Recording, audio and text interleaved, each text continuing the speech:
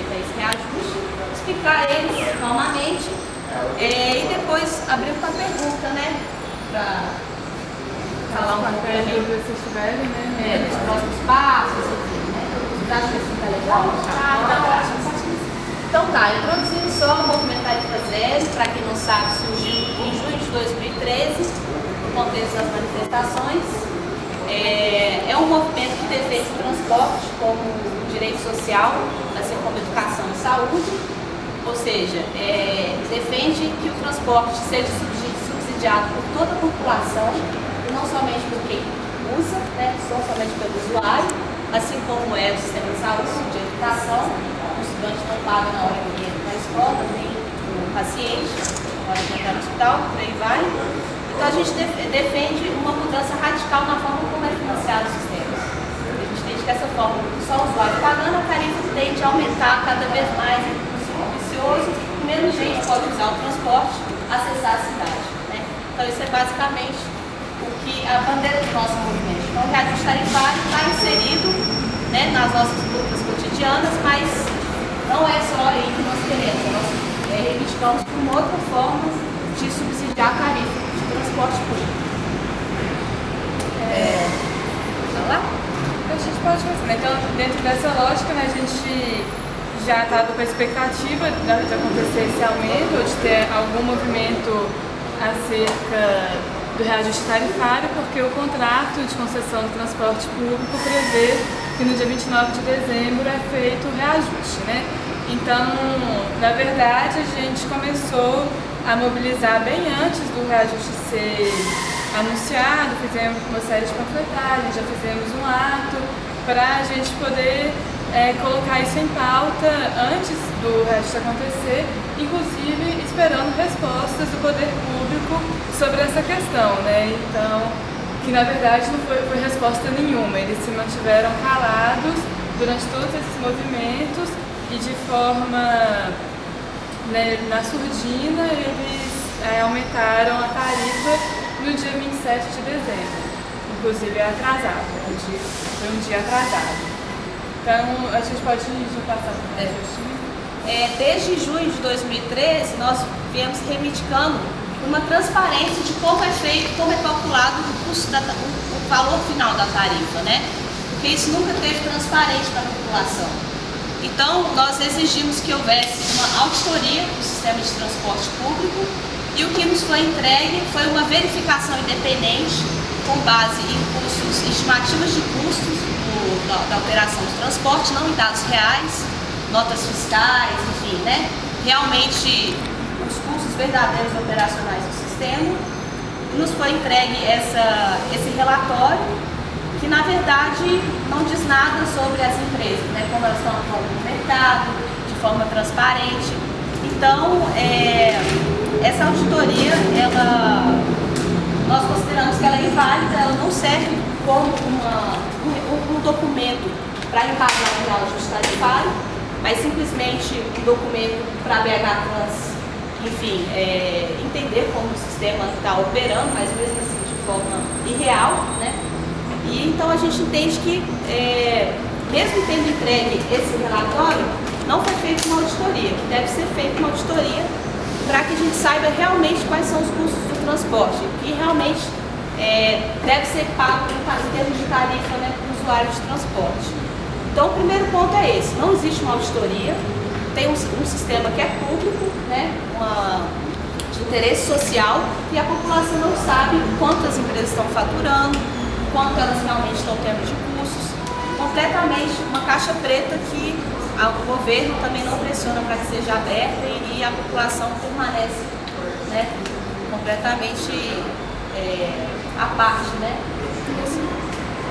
Aí, né, além dos custos não serem transparentes, o cálculo do reajuste tarifário também não é. Então, o que acontece? Hoje, no contrato municipal, existe uma fórmula para fazer o reajuste, essa fórmula é pública, o contrato está no site da BH Trans, em especial por causa das movimentações sociais de 2013, esse contrato começou a ser divulgado no site da BH Trans e a fórmula para reajuste está nesse contrato. Então, o que acontece? nessa fórmula tem 5 índices que fazem o reajuste. E desses 5 índices, 2 são produzidos pela Fundação Getúlio Vargas. E eles são índices que você tem que pagar para ter acesso a eles, e inclusive você tem que pagar muito caro. A média do preço de cada um é R$250. Então, quando a BH Trans soltou a portaria do reajuste de tarifa, ela não comprovou os cálculos, ela não publicou, não divulgou esses índices, e então ela só deu o valor final, sendo impossível ter qualquer tipo de controle para saber se o valor da conta final que foi dada, se ela é real, né? Se é o valor válido com base nesses índices. Então, toda essa falta de transparência impede qualquer chance de controle, seja popular e seja um controle oficial mesmo que a gente requer, né? A outra questão é que todo mundo sabe que é o segundo aumento do ano, né? A gente teve um aumento em abril, que antes estava em 2,65 e foi para 2,85, e agora a gente está pagando 3,10.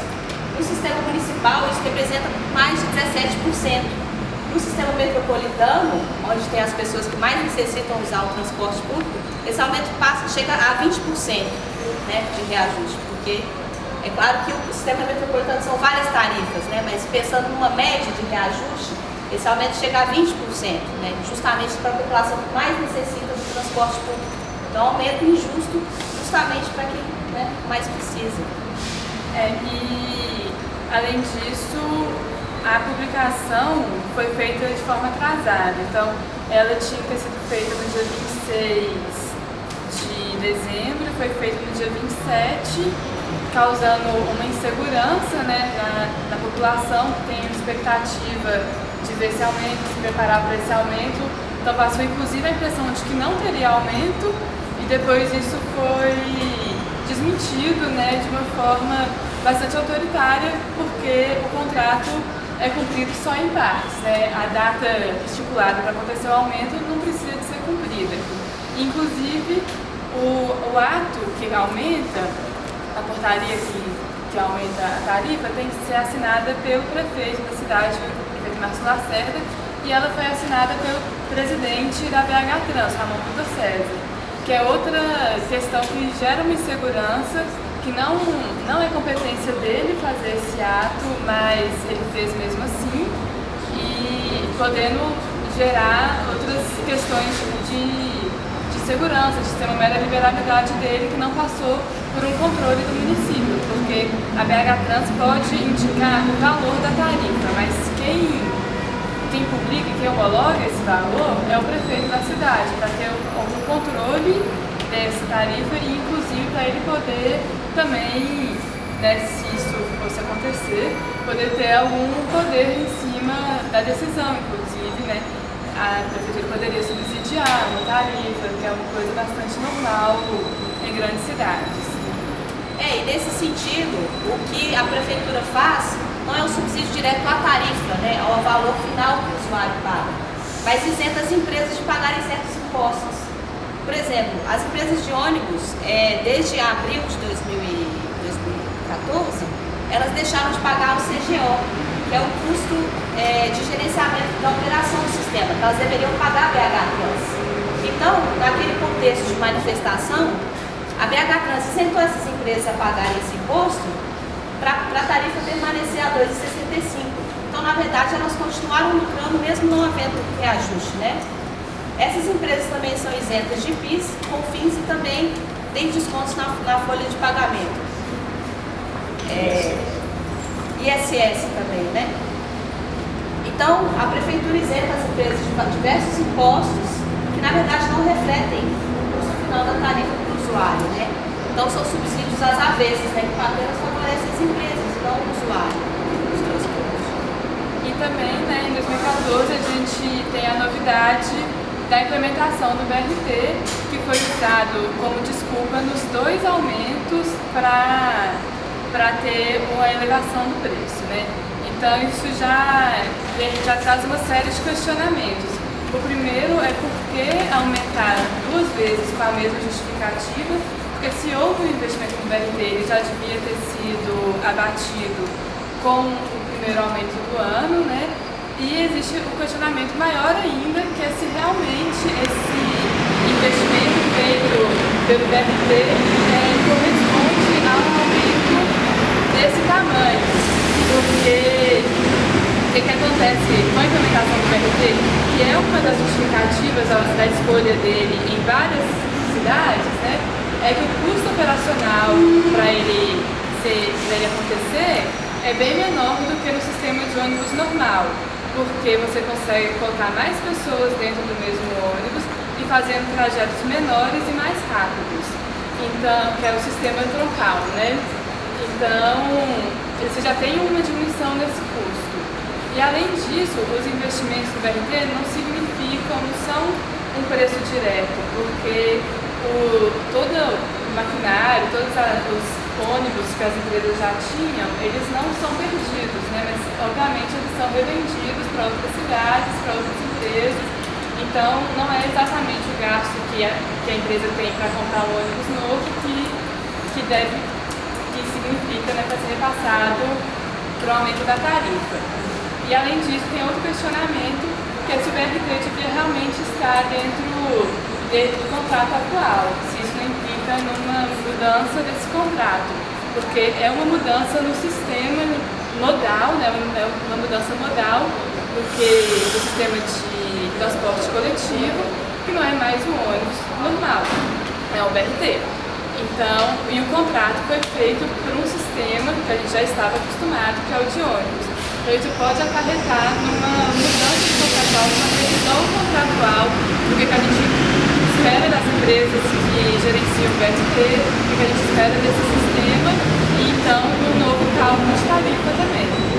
Basicamente isso. Aí a gente queria abrir para pergunta agora, se vocês tiveram alguma. Vocês vão entrar no Ministério Público mesmo? Pedindo ao Ministério Público a aprovação? O agente com tarifa zero já entrou no Ministério Público antes dele entrar de recesso, inclusive antes da tarifa aumentar, em especial a respeito da falta de publicidade dos índices.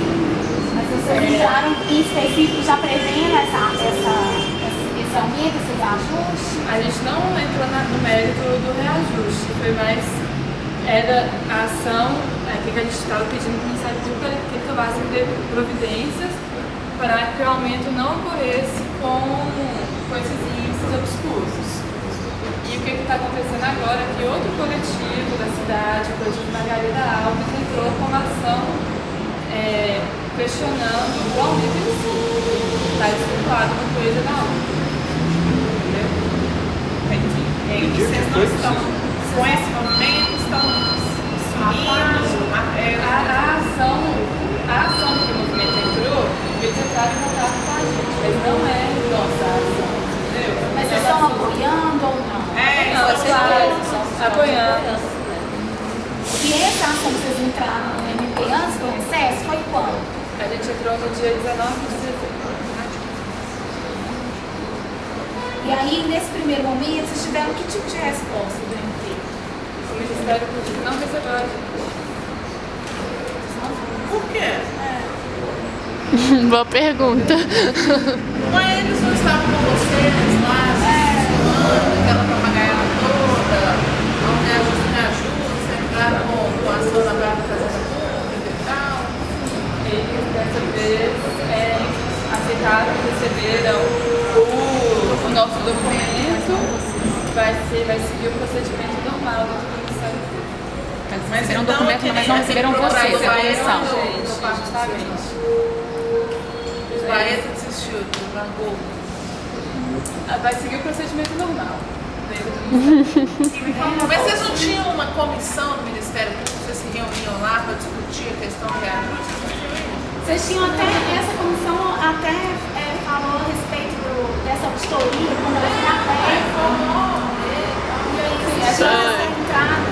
Essa ação continua acontecendo, o Ministério Público continua com ela, e agora uma ação nova que vai seguir o procedimento normal do Ministério Público. E essa última que quem vetou, quem deu parecer contra foi o próprio Ministério Público, né? Mas a gente não sabe o que está acontecendo nessa ação, a gente não sabe. Vocês não estão, dessa da Margarida, vocês não sabem nada? Não. A gente sabe só o que eles repassaram pra gente. Só me fala uma coisa, essa ação que vocês entraram com ela antes do reajuste é uma ação pedindo transparência nos índices de reajuste. Isso, pedindo o PMP sobre providência. É uma ação coletiva? Não, porque não é uma ação, né? A gente é um pedido do Ministério Público para o Ministério Público tomar providências. Isso que a gente faz a ação, quem faria a ação do Ministério Público.